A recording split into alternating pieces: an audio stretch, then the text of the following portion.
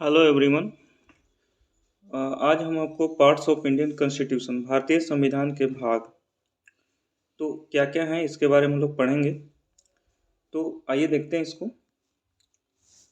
कहता है भारतीय नागरिकता प्राप्ति हेतु 5 प्रकार। अगर आपको भारत का सिटीजनशिप लेना है तो आपको 5 फेज में से किसी एक फेज से गुजरना होगा।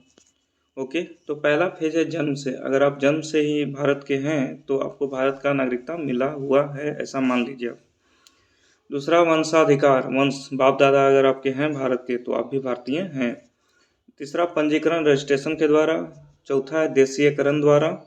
और पांचवा है भूमि के अर्जन द्वारा। तो ये आपका 5 मेथड है। कौन सा है? जन्म से, वंशाधिकार द्वारा, पंजीकरण द्वारा, देशीयकरण द्वारा और भूमि के अर्जन द्वारा।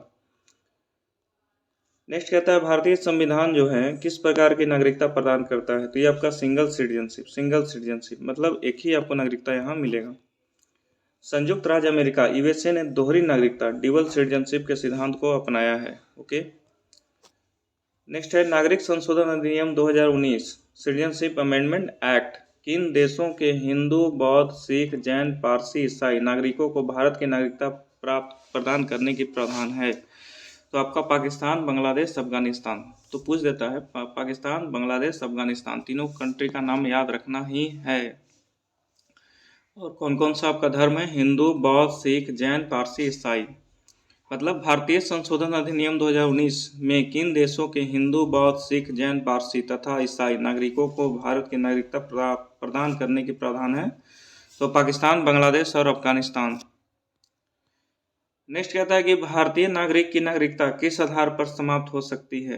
अगर आपका खुद का इंडियन सिटीजनशिप है तो कौन कौन सा ऐसा आप काम करें जिससे आपका नागरिकता द एंड हो सकती है, समाप्त हो सकती है? परित्याग, खुद को ही त्याग दें, मतलब छोड़ दें, लिव कर दें। पर्यावसान या वंचना के आधार पर। भारत से बाहर लगातार कितने वर्षों तक रहने पर भारतीय नागरिकता समाप्त कर दी जाएगी? तो 7 वर्ष तक अगर भारत से बाहर रहेंगे तो आपका नागरिकता समाप्त हो सकती है। प्रवासी भारतीय दिवस कितने समय अंतराल पर मनाया जाता है? तो प्रति 2 वर्ष पर। ओके, अब कहता है नागरिकता से संबंधित प्रमुख अनुच्छेद। तो अनुच्छेद 5 जो प्रमुख है उसके बारे में बात किया गया है। तो संविधान लागू होने के समय नागरिकता। भाग अनुच्छेद 6 पाकिस्तान से भारत को प्रवचन करने वाले व्यक्तियों को नागरिकता का अधिकार। अनुच्छेद 7 कहता है पाकिस्तान से प्रव्रजित व्यक्तियों के नागरिकता अधिकार। और आपका अनुच्छेद 8 कहता है भारतीय मूल के वैसे लोगों के नागरिकता अधिकार जो भारत के बाहर रह रहे हैं। नेक्स्ट है आपका भाग 9 कि जिस व्यक्ति ने स्वेच्छा से विदेशी नागरिकता प्राप्त कर ली है उसकी भारतीय नागरिकता समाप्त मान ली जाएगी। और आपका अनुच्छेद 10 कहता है नागरिकता संबंधी अधिकारों की निरंतरता। और आपका 11 कहता है कि संसद द्वारा कानून बनाकर नागरिकता अधिकारों का नियमन। नेक्स्ट है आपका लक्ष्मी मल सिंघवी समिति किससे संबंधित है? तो ये आपका ड्यूअल सिटीजनशिप से संबंधित है। लक्ष्मी मल सिंघवी समिति किससे संबंधित है? तो दोहरी नागरिकता ड्यूअल सिटीजनशिप। किसी व्यक्ति द्वारा भारतीय बैंकों में धन जमा करके भारत की नागरिकता नहीं प्राप्त की जा सकती है। अगर आप बाहर के हैं, फॉरेन कंट्री के, और सोचेंगे कि भारतीय बैंक में पैसा जमा कर दें तो आपको सिटीजनशिप मिल जाएगा, दिस इज नॉट पॉसिबल। भारतीय संविधान में एकल नागरिकता सिंगल सिटीजनशिप का प्रावधान कहाँ से लिया गया दोस्तों? ब्रिटेन से। भारतीय मूल के व्यक्ति पीआईओ का कार्ड धारक भारत में नहीं खरीद सकता है। तो कृषि भूमि नहीं खरीद सकता है। ओके, अब हम लोग देखते हैं एनआरआई, पीआईओ और ओसीआई कार्ड धारक में तुलना। अब क्या होता है एनआरआई और पीआईओ और ओसीआई, इसके बारे में हम लोग देखते हैं एक स्लाइड में। बहुत अच्छे तरीके से यहाँ फिट बैठता है यहाँ। तो कहता है तुलना किया जाए अप्रवासी भारतीय एनआरआई और भारतीय मूल के व्यक्ति और आपका विदेशी भारतीय नागरिक जो विदेश से आकर भारतीय नागरिकता ले लिया है, और भारतीय जो भारत में ही मूल है, अप्रवासी भारतीय जो बाहर से आकर रह रहे हैं। ठीक है, तो परिभाषा पहले देखते हैं। तो भारतीय नागरिक जो साधारणतः भारत के बाहर निवास करता है, भारतीय पासपोर्ट धारक है ना।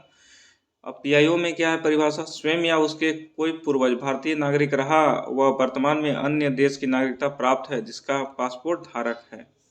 और ओसीआई कहता है विदेशी भारतीय नागरिक में कि एक व्यक्ति जो विदेशी भारतीय नागरिक कार्ड धारक हो तथा नागरिकता अधिनियम 1955 के अंतर्गत पंजीकृत हो।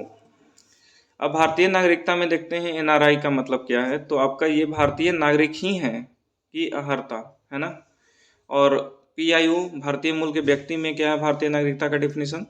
तो भारत में कम से कम 7 वर्षों के निरंतर निवास के आधार पर आवेदन कर सकते हैं। और ओसीआई विदेशी भारतीय नागरिक में भारतीय नागरिकता का डिफिनीशन क्या है आपका, भारतीय लागू संविधान लागू होने या उसके बाद नागरिक था उस भूभाग का निवासी जो स्वतंत्रता के बाद भारत का अंग बना। नेक्स्ट आपका प्राप्त लाभ होने। तो एनआरआई अप्रवासी भारतीय में क्या है, सभी लाभ जो सामान्यतः भारतीय नागरिकों को प्राप्त है। और पीआईओ कहता है कि कोई विशेष लाभ नहीं। और इसमें देखा जाए विदेशी भारतीय नागरिक में तो एक एफआरआरओ व एफआरओ वाले लाभ के साथ पंजीयन से छूट भारत में कितनी भी अवधि तक ठहराव के लिए। वीज़ा देखा जाए तो एनआरआई के लिए नहीं है और पीआईओ के लिए है। और आपका जीवन भर बिना वीज़ा आ जा सकते हैं, जो ओसीआई है ना वो जीवन भर बिना वीज़ा आ जा सकते हैं। मताधिकार वोटिंग को अगर देखा जाए तो एनआरआई को दे दिया गया है और पीआईओ को नहीं दिया गया है और आपका ओसीआई को भी नहीं मिला है। तो आगे कहता है ना आपका कि एलएम सिंघवी की अध्यक्षता में गठित समिति ने प्रतिवर्ष 9 जनवरी को जो है ना, हाँ 9 जनवरी को जो है प्रवासी भारतीय दिवस मनाने की अनुशंसा की है। तो ये था आपका भारतीय संविधान के भाग इन शॉर्ट, मतलब ऑलरेडी ये क्वेश्चन पूछा हुआ है तो आप इसको देख लें जैसा भी आपको लगे। तो okay guys, thank you very much watching this video.